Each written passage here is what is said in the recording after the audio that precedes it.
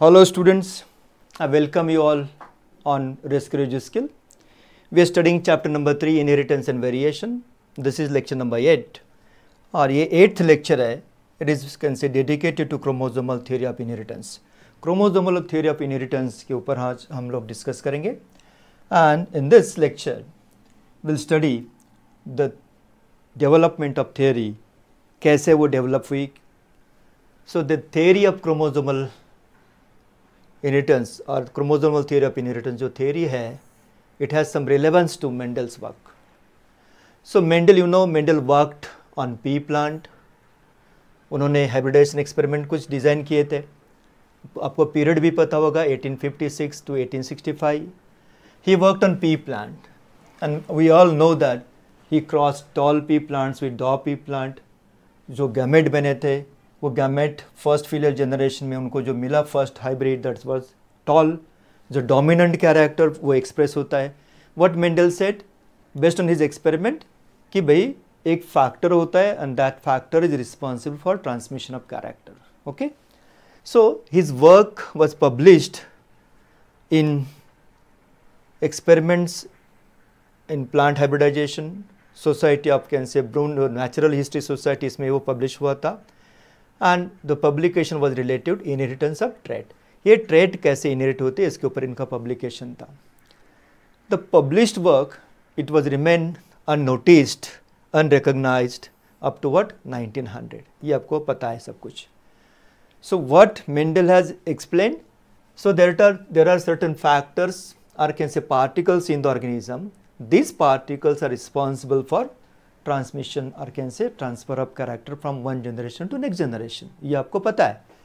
और यहाँ पर वही उन्होंने बोला अगर ये कैपिटल टी है तो इसमें गैमेट फॉर्मेशन की तरह जैसे गैमेट फॉर्मेशन होता है वन ऑफ द कैरेक्टर और one of the can say gamete will have one of the can say factor, और वो जब दोनों यूनाइट होंगे सो दे विल कम टुगेदर. ये सब उन्होंने law of dominance, law of independent assortment, law of segregation, सब लॉज में उन्होंने एक्सप्लेन किया था. Okay, so this is what the work Mendel का जो वर्क है फैक्टर जीन जिसको हम बोलते हैं ये कंसिडर करके हुआ था. Okay, in 1900 3 different scientist, one scientist from Holland, दूसरे जर्मनी से और तीसरे ऑस्ट्रेलिया के जो साइंटिस्ट है उन्होंने स्टडी किया. क्या स्टडी किया? मेंडल्स वर्क रीडिस्कवर्ड किया. उन्होंने क्या किया? मेंडल का वर्क पूरा रीडिस्कवर किया. कौन थे वो साइंटिस्ट? ह्यूगो ड्यूवेरिस हॉलैंड के, फ्रांस कोरेंस जर्मनी के, देन सेरमैक ऑस्ट्रिया के. ये 3 साइंटिस्ट ने 1900 मेंडल का वर्क फिर रीडिस्कवर किया. कैसे किया उन्होंने? तब तक माइक्रोस्कोप का इन्वेंशन हो चुका था, माइक्रोस्कोप ही थोड़ा एडवांस हो चुका था, and scientist can say they were able to observe cell division and structure of chromosome under microscope. ये दोनों चीज़ें वो माइक्रोस्कोप के नीचे, माइक्रोस्कोप के इन्वेंशन होने के बाद सेल क्या होता है, क्रोमोसोम कैसे दिखते हैं, क्रोमोसोम का स्ट्रक्चर कैसे होता है, ये सब ऑब्जर्व होने लगा था. इसके सहारे उन्होंने बोल दिया कि जो मेंडल ने बोला था वो एकदम करेक्ट है एंड मेंडल का वर्क इम्पॉर्टेंट वर्क है. सो रिकग्निशन मिला वहाँ से. देन इन 1903 अब ईयर्स याद में रखो, 1903 Walter Sutton and Theodore Boveri, ये 2 साइंटिस्ट है. They worked independently and they even can say observe Mendel's factor, ये जो मेंडल का फैक्टर है जीन हम उसको बोलते हैं, and behaviour of the chromosome eight the time of meiosis. उन्होंने मियोसिस स्टडी किया. माइक्रोस्कोप का इन्वेंशन हो चुका था, सेल डिवीजन पता चला था. सो मियोसिस कैसे होता है वो उन्होंने स्टडी किया और उन्होंने ये मियोसिस में जो होता है वो मेंडल के फैक्टर के साथ कुछ कंपैरिजन किया.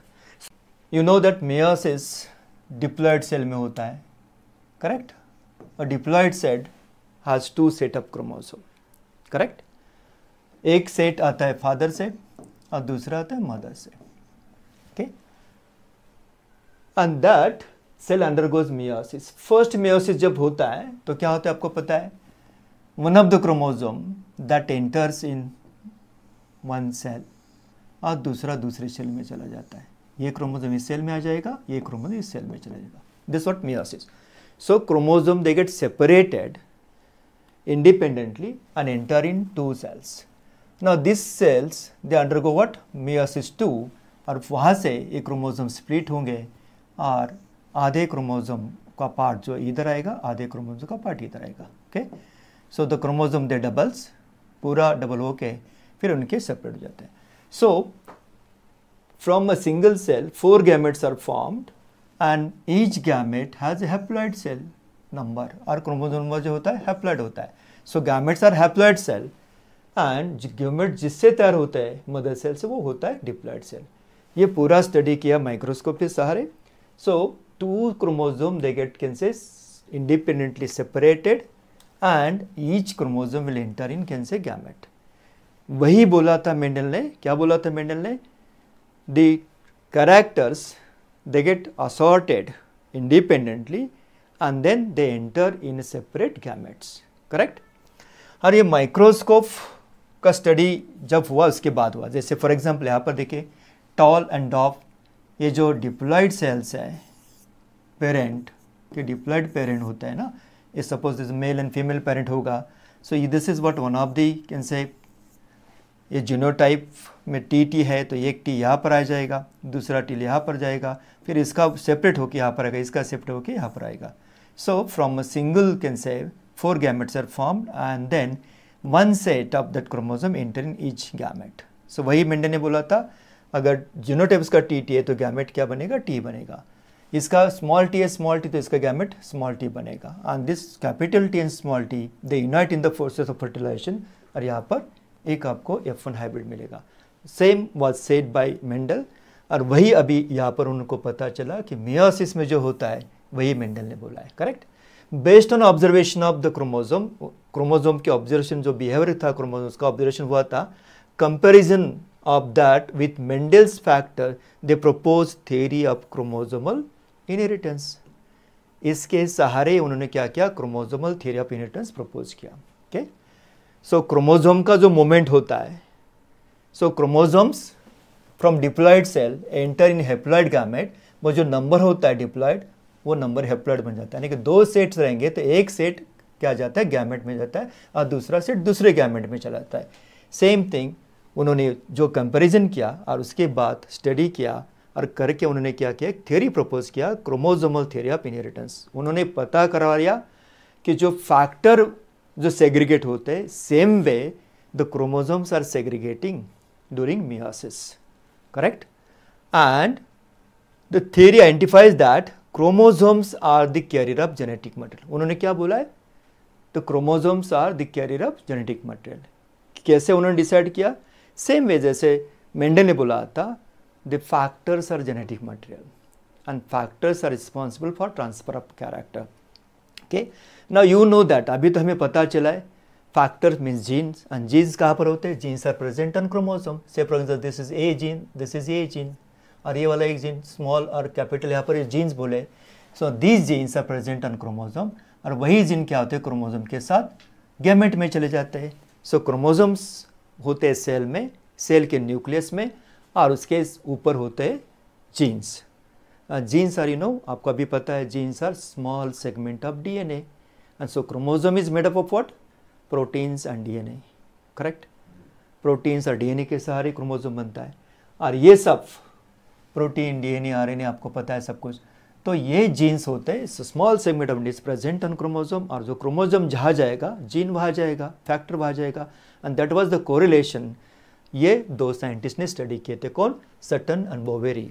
Okay, now will see exactly क्या क्या उन्होंने कैसे कैसे स्टडी किया. यहाँ पर एक एग्जांपल लेते हैं क्रोमोसोमल थ्योरी ऑफ इनहेरिटेंस का, कैसे उन्होंने थ्योरी प्रपोज किया था. से for example this is the parent, ये एक मेल पेरेंट है फादर, फीमेल पेरेंट मदर, और इनका टोटल क्रोमोसोम समझो ह्यूमन में होते हैं, टोटल कितने होते हैं, 46 क्रोमोसोम, 2n, और n इज इक्वल टू 23. पूरे यहाँ पर मैं दिखा नहीं पाऊंगा, but I just show you the pair of chromosome. 2 homologous chromosome हम सामने एग्जाम्पल लेके चलते हैं.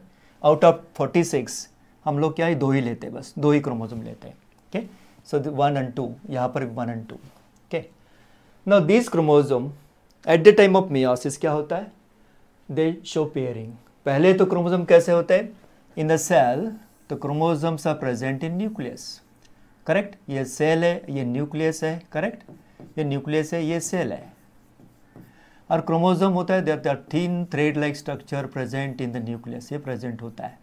But at the time of meiosis the chromosome they get condensed, ये पूरा मटेरियल कंडेंस हो जाता है and that forms a thick can say chromosome, और उसमें से जो होमोलोगस क्रोमोसोम होते हैं उनका पेयरिंग होता है। So these are homologous chromosome, they are morphologically similar और they are what can say structurally similar. Similar chromosome दोनों का पेयरिंग होता है। सो टोटल ऐसे कितने होते हैं? 23 पेयर्स यहाँ पर होते हैं। कितने पेयर्स होते हैं? 23 पेयर्स होते हैं। So 23 pairs and 46 chromosome human में। अभी एक पेयर का एग्जांपल लेते हैं, single pair we can consider.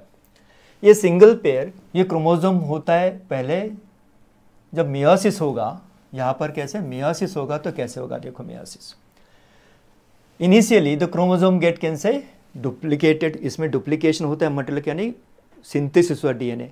ये क्रोमोसोम कैसे होता है? सिंगल क्रोमोसोम होगा, it will can say divide like this, ऐसा बनता है उसका क्रोमोसोम का part. This is the stage and at this stage अगर यहाँ पर मियोसिस होगा तो कैसे होगा? The chromosome get pulled to either side. Anaphase में क्या होता है? क्रोमोसोम यहाँ पर पुल किए जाते हैं, आपको पता है। And the one chromosome enters in this और दूसरा यहाँ पर एंटर हो जाएगा, correct. The same will the case here in the female, one chromosome यहाँ पर आ जाएगा, दूसरा यहाँ पर आ जाएगा। So they will enter in this and they will enter in this. So this is what meiosis 1, यह होगा हमारा मियोसिस 1, करेक्ट। तो यह मियोसिस 2 में क्या होगा देखो, नाउ दिस क्रोमोसोम, ये जो क्रोमोसोम है ये ऐसा वर्टिकली इसका स्प्लिटिंग होगा and then this split part अगर ये वर्टिकली स्प्लिट होगा, सो हाफ ऑफ दिस यानी कि ये पूरा क्रोमोसोम जैसे पहले जैसा बनेगा, this will enter in this, ये इसमें चला जाएगा। So from one cell 2 cells are formed, from this again 2 cells are formed, correct. So you can say from a diploid cell 4 haploid gametes are formed. These are what? Gametes. 4 haploid gametes are formed and these gametes they have exactly half the number of chromosomes, so they are haploid and this condition is diploid, ये diploid होता है, correct. अगर यहाँ पर 46 number of chromosome रहे तो यहाँ पर कितने रहेंगे? 23 रहेंगे। Same will the case in female also and these gametes they will unite in the process of fertilization. Suppose this gamete and this gamete will can say come together in the process of fertilization. यहाँ पर fertilization होगा और zygote form होगा, correct. So syngamy या हम बोलते हैं इसके fertilization,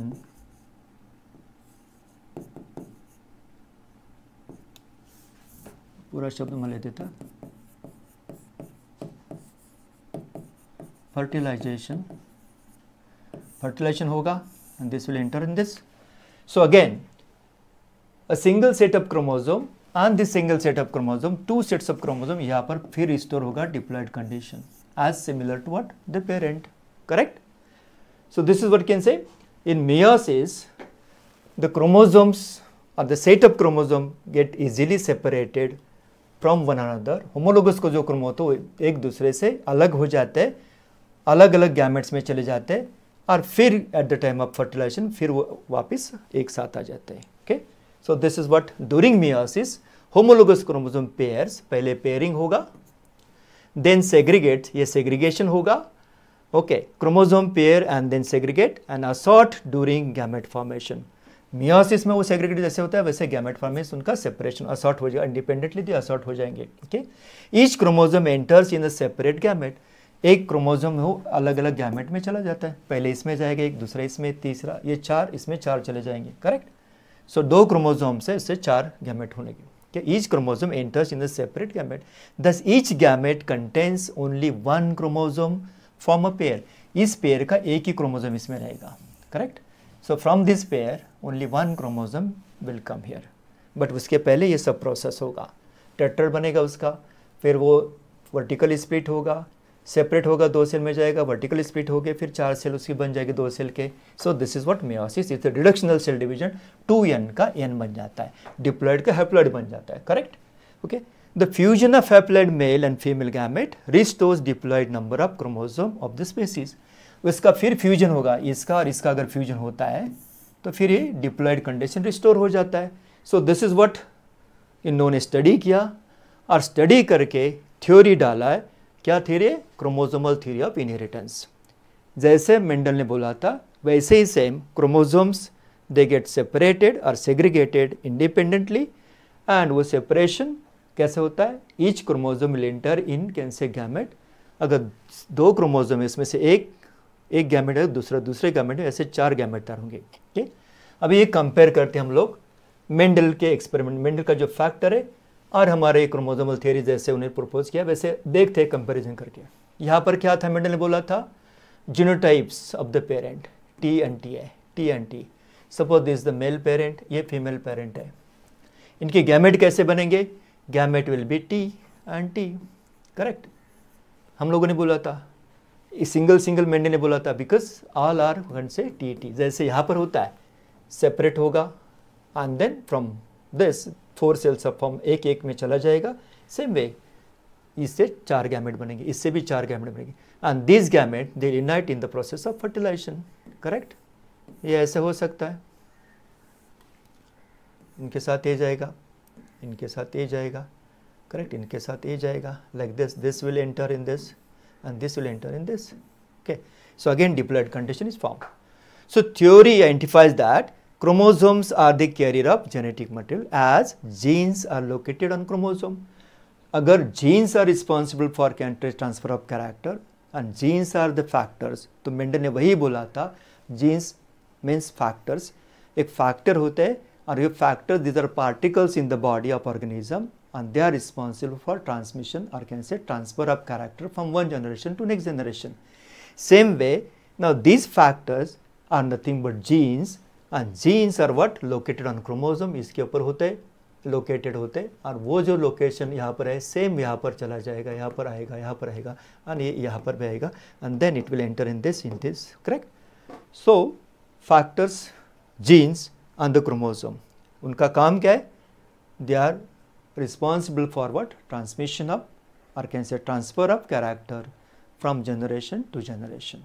Heredity character होता है पेरेंट से ऑफस्प्रिंग में, फिर ऑफस्प्रिंग अगर पेरेंट बनेंगे तो फिर उनसे फिर उनके डिसेंडेंट में चला जाएगा. ये सब कुछ यहाँ पर क्रोमोसोमल थ्योरी ऑफ इनहेरिटेंस. ये हम लोगों ने अभी स्टडी किया. क्या देखा हम लोगों ने? विथ एडवांसमेंट इन माइक्रोस्कोपी में एडवांसमेंट हुआ और मेंडल का वर्क डिस्कवर हुआ, रीडिस्कवर हुआ. Correct, scientist observe cell division. लोगों को क्या पता चला साइंटिस्ट को? सेल डिवीजन कैसे होती? They observe cell division on microscope. Okay, and during cell division chromosome कैसे मूव होते वो भी उन्होंने देखा. So separation of chromosome, independent assortment of chromosome. Okay, the chromosome will enter in the gametes कैसे होते उन्होंने सब स्टडी किया. And meiosis from single cell 4 cells are formed and these 4 cells are haploid. So these are the gametes. So diploid cells से haploid cell बनते और में क्या होता है? Exactly half number होता है. And these gamete in the process of again fertilization, way gamete क्या होते हैं? They will unite and again a diploid condition restore होगा. Correct? ये सब study कब हुआ? माइक्रोस्कोप का इन्वेंशन होने के बाद. Okay? So gamete will unite to restore diploid condition. Haploid का डिप्लॉइड बन जाएगा. In 1902 chromosome movement during the cell has been, cell division होता है ना, chromosome movement during cell division, ये सेल डिवीजन शब्द रहेगा यहाँ पर. Cell division has been observed, has been studied. So chromosomal theory of inheritance was proposed by Sutton and Boveri independently in 1902. Correct, in 1902, 1903, in some books it is 1903, some books in 1902. So ये जो period है उन्होंने क्या क्या propose किया theory. Now this theory is based on meiosis. meiosis कैसे होता है इसके ऊपर ये theory based है. Genes and chromosomes have same function, that's transfer of character. Same he function है because genes are present on chromosome. Okay, and chromosomes are made of what? Can say deoxyribose nucleotide, DNA का बनता है, आपको पता है. Chromosomal theory of inheritance proved, ये जो prove किया है किसने किया है? टी.एच. मॉर्गन ने बाद में स्टडी करके ये प्रूव किया है। किस पे स्टडी किया उन्होंने? ड्रोसोफिला पे स्टडी किया and prove the theory of chromosomal inheritance. बाद में एक और स्टडी हुआ जो हमें नेक्स्ट टाइम देखना है, ये सब देखेंगे आप लोग। इनहेरिटेंस ऑफ कैन से जो chromosomal theory of inheritance detail हम लोगों ने स्टडी करना है, टी.एच. मॉर्गन एंड ड्रोसोफिला का एक्सपेरिमेंट। ये ड्रोसोफिला में उन्होंने स्टडी किया है, ये हम बाद में स्टडी करने वाले हैं। Okay, now what we study today, theory of chromosomal inheritance और क्रोमोसोमल इनहेरिटेंस ये जो है उसका हम लोगों ने थ्योरी कैसे डेवलप हुआ है अभी स्टडी किया। सो क्रोमोसोमल थ्योरी ऑफ इनहेरिटेंस किन्होंने किया? ये सटन एंड बोवेरी ने स्टडी किया। कैसे स्टडी किया? With help of previous work, जो पास्ट वर्क था किसका था? मेंडल का वर्क था, करेक्ट। उसके बाद 1900 मेंडल का वर्क रीडिस्कवर था, उनका वर्क था। फिर discovery of microscope and microscopy का जो पूरा इवोल्यूशन हुआ वो उसके साथ उन्होंने सब ये इंस्ट्रूमेंट इक्विपमेंट यूज़ किए। ये सब स्टडी करके ये क्रोमोसोमल थ्योरी ऑफ इनहेरिटेंस बनाया गया और ये थ्योरी अभी हम लोग स्टडी कर रहे थे क्योंकि it is given in your syllabus. ये सबसे इम्पॉर्टेंट है। जो मेंडल ने बोला था तब माइक्रोस्कोप का डिस्कवरी नहीं हुआ था, तब तो माइक्रोस्कोप पता नहीं था, इसलिए मेंडल को ये पता नहीं चला कि ये फैक्टर, जीन और क्रोमोसोम उनका कुछ रिलेशन है। उसके बाद सब कुछ ये पता चला और तब हमें मियोसिस का भी पता चला, सेल डिवीजन हुआ, सेल का स्ट्रक्चर पता चला, देन क्रोमोसोम का स्ट्रक्चर पता चला, क्रोमोसोम का मूवमेंट कैसे होता है ड्यूरिंग मियोसिस वो भी पता चला, ड्यूरिंग माइटोसिस क्या होता है वो भी पता चला। ये सब पता होने के बाद उन्होंने क्या किया? क्रोमोसोमल थ्योरी ऑफ इनहेरिटेंस का एक थ्योरी प्रपोज की and this is the theory of chromosomal inheritance और थ्योरी ऑफ क्रोमोसोमल इनहेरिटेंस और chromosomal theory of inheritance. Okay, so इसके ऊपर क्वेश्चंस आते हैं। Who proposed the theory of chromosomal inheritance और क्रोमोसोमल थ्योरी ऑफ इनहेरिटेंस किसने propose की? तो की थी उन्होंने सटन एंड बोवेरी। साल कौन सा था? इन बोर्ड का जो बुक है उसमें 1903 बोला है और बाकी के बुक में लिखा है 1902। If you check on can say net और गूगल करेंगे तो 1902 आएगा और ये 1903 आएगा। Okay, so don't get confuse, जो आपके बुक में वो लिखो 1903 एज पर महाराष्ट्र बोर्ड के बुक में। सो आज के लेक्चर में बस इतना ही। Thank you very much.